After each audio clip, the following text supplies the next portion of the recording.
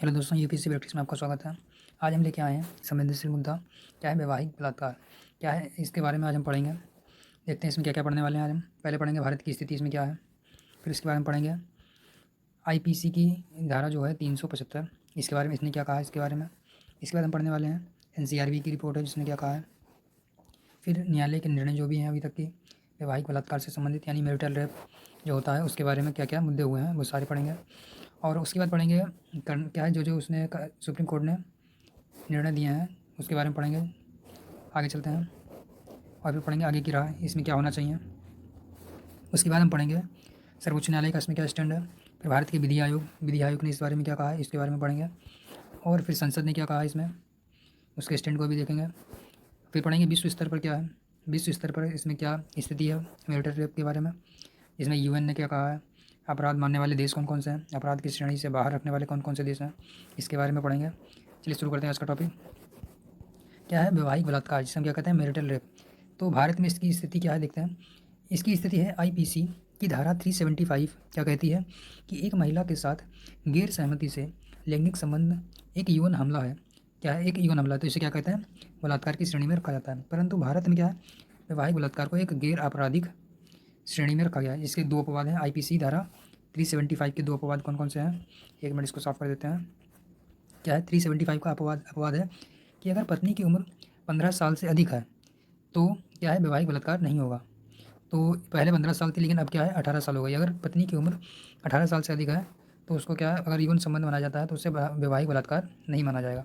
वही बात कही है कि विवाह का मतलब है कि संभोग की निहित सहमति है। चलिए आगे देखते हैं एनसीआरबी ने रिपोर्ट में क्या कहा है। एनसीआरबी की रिपोर्ट है क्राइम इन इंडिया 2019, जिसमें क्या कहा गया है कि 70% यानी कि 70% महिलाएं जो हैं घरेलू हिंसा का सामना करना पड़ता है।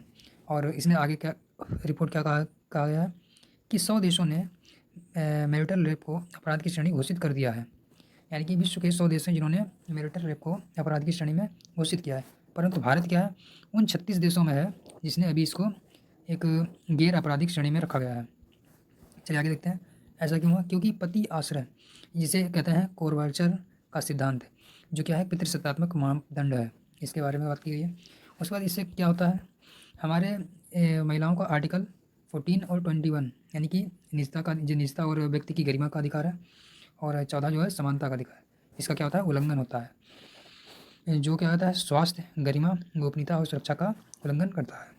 उसके बाद देखते हैं आईपीसी की धारा 375 क्या कहती है, जो कहती है कि किसी भी महिला के साथ लैंगिक संबंध उसकी इच्छा के विरुद्ध अगर बना जाता है तो वह एक बलात्कार की श्रेणी में लेता है। लेकिन इसमें क्या है इसके दो अपवाद हैं, इसलिए इसकी क्या है मूल भावना के विपरीत हो जाएगा। तो यानी कि आईपीसी धारा 375 की मूल भावना के विपरीत है। और उसके आगे क्या है घरेलू हिंसा अधिनियम 2005 क्या कहता है लिव इन और विवाह में हुए यौन शोषण को मैरिटल रेप पर कार्रवाई का तरीका है, यानी कि कोई तरीका नहीं है। घरेलू हिंसा अधिनियम 2005 क्या कहता है अगर लिव इन और विवाह में अगर कोई यौन शोषण होता है तो उस पर कोई कार्रवाई का तरीका अभी 2005 के कानून में नहीं दिया गया है। चलिए आगे देखते हैं कि न्यायालय के निर्णय कौन कौन से थे।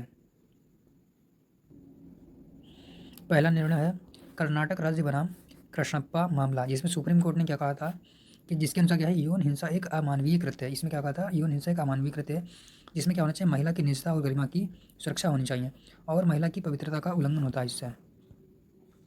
तो आगे मैरिटल रेप के बारे में अगला जो विवाद हुआ था वो हुआ था सुचिता श्रीवास्तव बनाम चंडीगढ़ प्रशासन। इसमें क्या कहा था सुप्रीम कोर्ट ने, इसमें कहा था सुप्रीम कोर्ट ने कहा था कि आर्टिकल 21 के आधार पर स्वतंत्रता निजता गरिमा और शारीरिक अखंडता के आधार पर सम्मान होना चाहिए, यानी अधिकारों का समान है। और उसके बाद में अगला जो मामला था न्यायमूर्ति KS पुट्टास्वामी बनाम भारत संघ। इसमें क्या कहा था निजता का अधिकार एक मौलिक अधिकार है, यानी कि 21 के तहत निजता का अधिकार एक मौलिक अधिकार है।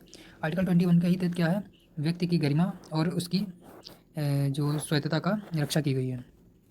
पर इसमें आगे की राह क्या हो सकती है, भारतीय कानून अब क्या करता है भारतीय कानून अब पति और पत्नी को अलग अलग स्वतंत्र कानूनी पहचान देता है और आईपीसी की धारा 375 अपवाद 2 को समाप्त करते हुए आगे वैवाहिक बलात्कार को कानून के दायरे में लाना चाहिए, यानी कि भारत को क्या करना चाहिए इसको कानून के दायरे में ला सकता है, इससे संबंधित कानून लाना चाहिए।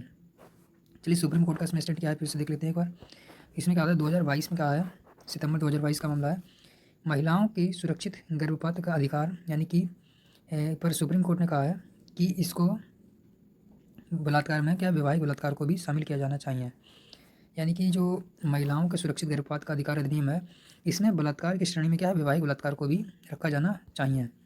और अगला कहा है, विधि आयोग ने क्या कहा है, विधि आयोग का स्टैंड क्या है कि 2000 में विधि आयोग ने वैवाहिक बलात्कार को हटाने की आवश्यकता को खारिज कर दिया था।